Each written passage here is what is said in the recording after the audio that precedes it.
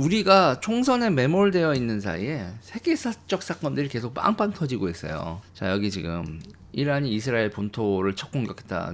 드론과 미사일로 200여 기를 발사했다. 이렇게 나오거든요.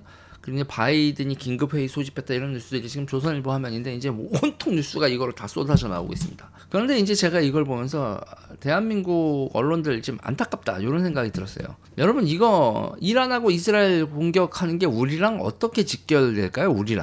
우리랑 직결된 관계는 뭘까요? 여러분 교역로가 끊긴다는, 교역로가 이상이 생긴다는 겁니다. 교역로 이상. 자, 이거는 또 우리가 구글 지도를 펼쳐놓고 얘기를 해야 돼요. 구글 지도를 펼쳐놓고 얘기를 해야 되는 상황입니다. 호르무즈 해협뿐만이 아닙니다. 이거는 세계 지도를 보면서 얘기를 해야 되는데, 자, 제가 여기서 요거 이렇게 해서 저거 태블릿에다가 이렇게 띄워놓고 그림을 좀 그려가면서 얘기를 해야 되거든요. 자, 대한민국 여러분 이제 달러는 미친 듯이 오를 거예요. 여러분 달러가 미친 듯이 오르는 거를 여러분 보시게 될 겁니다. 자, 일단은 수에즈 자체는 문제가 생기질 않아 나무나, 그렇지? 그런데 문제는 이란이 수에즈를 어떻게 할 수 있는 건 없어요. 이란이 여기 보면 이제 수에즈 운하가 있는데 수에즈를 어떻게 할 수 있는 건 없는데. 여기서 이게 잠시만요. 짠. 수에즈를 여기 수에즈 운하를 이란이 뭐 여기서 이렇게 해서 어떻게 할 수 있는 건 없어요. 그랬다간 이란 본토까지 지랄이 나고 난리 날 텐데 문제는 여기죠. 여기 홍해 입구 여기 이제 여기 보면 지부티에도 이제 기지들이 많죠. 여기 여기 예멘에 뭐가 있어요? 후티 반군 있죠. 후티 반군 있지 않습니까? 후티 반군 애들이 여기를 지나갈 때 미사일 공격하고 뭐 난리가 나죠. 그럼 여기가 이렇게 그럼 이게 막히면 사실 수에즈도 막히는 여기를 막을 필요가 없어요, 그렇죠? 여기 홍해 앞바다 여기 입구를 막으면 수에즈 운하가 사실상 막히는 게 되죠. 그리고 여기서 이란이 미사일 쏘고 또 드론 쏘고 난리를 하면 여기 어디가 돼요? 호르무즈 해협이 막히죠. 두 개가 난리가 납니다. 두 개가 난리가 나면 우리나라 입장에서는 뭐죠? 우리 입장에서는요. EU 수출 그리고 이거보다 훨씬 더 중요한 문제는 호르무즈가 막히면 우리나라 석유 수급에 대단히 큰 문제가 발생을 하게 되죠. 세계대전은 말이죠. 항상 이 세계대전은 그런 식의 문제였어요. GVC 문제. 지금은 이제 그때 이제 트레이드 루트라고 했고 요새는 GVC 똑같은 말입니다. 결국은. 그게 이제 거거든요. 영국이 독일의 2차 세계대전 때, 1차 세계대전 때 독일의 전쟁 수행 능력을 막으려고 뭐를 했죠?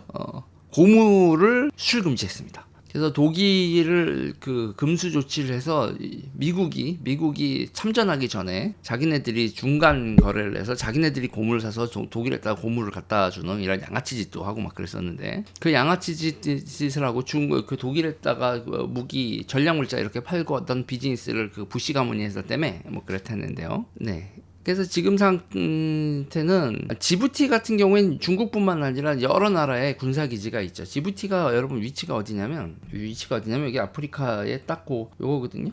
여기서 보면은 지부티 위치가 요거예요. 지부티 위치는 여기입니다, 여러분. 여기 보이시죠? 여기 지부티. 그래서 지부티는 이 나라가 군사기지 임대료로 먹고 사는 나라입니다. 이런 상황인데 문제는 여러분 우리가 생각을 해보면 역사적으로 보면 제가 이제 종종 조선왕조 실록 보면서 그랬잖아요. 거문도 사건이 벌어진 건 러시아의 남하 블라디보스토크에 있는 그 함대가 남하하는 거 이쪽 인도 쪽 이쪽으로 가는 걸 아예 거기서부터 최일선에서 막으려고 한다 그랬잖아요. 자, 지금 이게 그러니까는 지금 항상 이 세계대전이나 우리는 그냥 민족 대 민족 뭐 이데올로기적 갈등 뭐 이렇게만 우리가 보통 배우는데 실질적으로 뭐냐면 무역로를 막아버리고 특정 국가가 성장하지 못하도록 틀어 막는 거. 그러니까 지금 보세요. 북한이 꼼짝 못하지만 북한은 여러분 블로케이드를 당하고 있죠. 그러니까 북한의 항구에는 물건이 들어가지도 못하고 북한이 물건을 팔지도 못하지 않습니까? 두 개를 막아버리거든요. 하나는 개조하고 여러분 물건을 사고 파는데 현물 거래는 할 수 없잖아요. 우리가 물건 받고 돈 쏴주잖아요. 근데 돈 쏴주는 금융계좌 막아버리고 물건 왔다 갔다 하는 항구를 막아버리면 그 나라가 어떻게 되겠습니까? 발전을 할 수가 없죠. 지금 미국은 북한을 블로케이드하고 있습니다. 미국은 북한을 블로케이드하고 있고 그 규제 각종 제재로 블로케이드하고 있는데 그렇게 해서 또 블로케이드 당하고 있는 나라가 어디예요? 이란도 지금 블로케이드 당하고 있죠. 그래서 이란 여러분 진짜 잘 싸웠던 나라예요. 여러분 1979년 이슬람 원리주의 혁명 발생하기 전까지 우리보다 훨씬 잘 살았습니다. 우리가 선망의 대상이었던 글로벌 지수 정도의 뭐 이런 위상을 가지고 있었던 한때는 석유 진짜 비쌀 때는 이란이 그랬다니까요. G5 정도 되는 잠시지만 뭐 그 정도 엄청난 구매력과 돈을 쓸 수 있는 능력이 있었던 F-14까지 미국이 팔아주는 유일한 동맹국, 이 정도로 미국의 혈맹 이랬단 말이에요. 그랬던 이란이 블로케이드를 당하고 난 다음에 약품, 의약품이 없어서 애들이 유아 사망률이 그냥 미친 듯이 치솟고, 당연히 의약품 없으니까는 의료 체계 붕괴하죠. 그러니까 그때 미국이 이란을 장기적으로 블로케이드 하면서 이란이 도저히 못 버티겠다 우리 그랬었던 게 여러분 의학 분야입니다. 사람들이 아프면 죽는 거야. 약도 없고 수술 한번 하려고 해도 수술에 필요한 뭐 여러 가지 의약 그 화약약품 이런 것도 없으니까, 그 수술에 필요하고 약에 필요한 화약약품은 이란이 왜 금수 조치가 될까요? 미국 입장에서는 그런 걸 보고 이중물자라고 하거든요. 그거 독가스 만드는 데 쓸 수 있단 말이에요. 그러니까 생화학 무기로 바꿀 수 있으니까 인도적 차원, 그래서 인도적 차원에 이걸 지원해야 되는 거 아니냐 그러면, 인도적 차원으로 저기 들어갔다가 쟤네들이 생화학 무기 안 만든다는 보장 있어? 그래서 항상 여기서 우리가 이제 화이트리스트 사건이라고 이제 이 모든 사태의 전조도 우리도 경험을 했단 말이에요.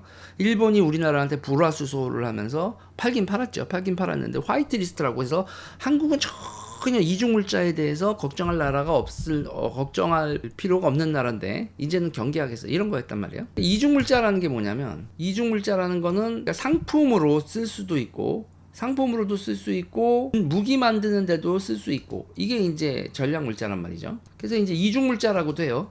일반 상품으로도 쓸 수 있고 전략물자로도 쓸 수 있고, 그러니까 무기로도 쓸 수 있고, 그래서 이제 그런 걸 전략물자라고 하는데 그걸 철저히 통제한단 말이죠. 자, 그래서 이제 우리가 일본이 우리한테 화이트리스트를 빼는 걸 볼 때도 이게 지금 뭔가 세계가 다시 전략물자를 관리하는 시대로 돌아갔네, 이상하네, 이런 걸 감을 차렸어야 되는데 벌써 몇 년 지났어요. 5년 지났잖아요. 5년 지나니까 이제 교역로를 뚫으려 하는 자들과 교역로를 막으려 하는 이런 사태가 벌어졌죠. 자, 이란이 이스라엘 본토 공격하고 더 이상 못 참겠다, 호르무즈 봉쇄까지. 호르무즈 봉쇄하면 이제 이란은 전면전을 각오를 해야 돼요. 그러니까 국지전으로 호르무즈를 막고 있는 미사일 기지들만 타격을 해서 끝날 거다라고 하면, 그렇게 이제 몇 번 두들겨 맞고 국지전으로 교역로 뚫었다 건들지 마, 네 알았어요 형님 하고 될 텐데, 죽자사자로 우린 어떻게든 또 막을 거야 이렇게 되면, 그러면 이제 미국이 이란에, 이란은 저기 산악지대라서 힘들 텐데, 아무튼 이란에 미군이 상륙을 해서 전쟁을 해야 되는, 지상전을 해야 되는 일까지 벌어질 수 있죠. 호르무즈를 끝까지 막는다면. 근데 이제 미국 입장에선, 근데 이건 우리의 희망사항일 수도 있어요. 미국이 호르무즈 해협을 뚫는 거에 대해서 방치할 수도 있어요. 왜냐? 미국은요 지금 석유를 중동에서 수입 안 해요. 여러분, 미국은 석유 수출국입니다 지금. 미국이 석유 수출국이라는 게 지금 다소, 그래? 미국은 항상 수입하던 나라였는데, 그래서 이제 그걸 뭐라고 그래요? 셰일 혁명이라고 그러죠. 그리고 이거 되게 이제 그 디스토피아적인 얘기가 지금 하나 나오는 거예요. 지금 이란이 이스라엘을 공격했는데 미국이 어느 정도로 개입할 것인가에 대해서 여러분 물음표가 찍히는 게, 우리가 이런 책이 있었단 말이에요. 이건 많이들 읽으셨죠? 제가 유재일 채널 구독자분들한테 지금 동경책 팔아야 되는데 이거 하면 아닌데 그래도 이건 알아두십시오. 세일혁명과 미국 없는 세계라는 거. 그러니까 간단하면 미국이 석유를 자급자족하면서 주요 물자를 다 자급자족하면서 미국은 국제적인 문제에 개입할 필요가 없어졌다. 그리고 그게 해외 문제에 개입하는 거에서 간단하게 얘기하면, 해외 문제에 개입하는 게 지금까지는 이득이었는데 어느 순간 비용이 너무 커져서 이걸 감당할 수 없는. 근데 여러분, 이게 중요한 게 있어요. 경로 의존성이 있어서 위신이라는 것 때문에 이게 손해를 보는데도 국제적 투사를 유지한다. 그러면 그 나라는 망한다는 거예요. 어디까지나 세력 투사는 이득이 됐을 때 하는 거지, 이득이 되지 않으면 빠져야지 그 나라가 보존된다, 이런 거예요. 자, 여기서 보면 그거와 관련돼서 그렇게 해서 이제 그 이득이 되지도 않는데 끝까지 버텼다가 망한 나라, 그게 이제 영국을 얘기를 하는 거거든요. 영국을 보통 그렇게 얘기를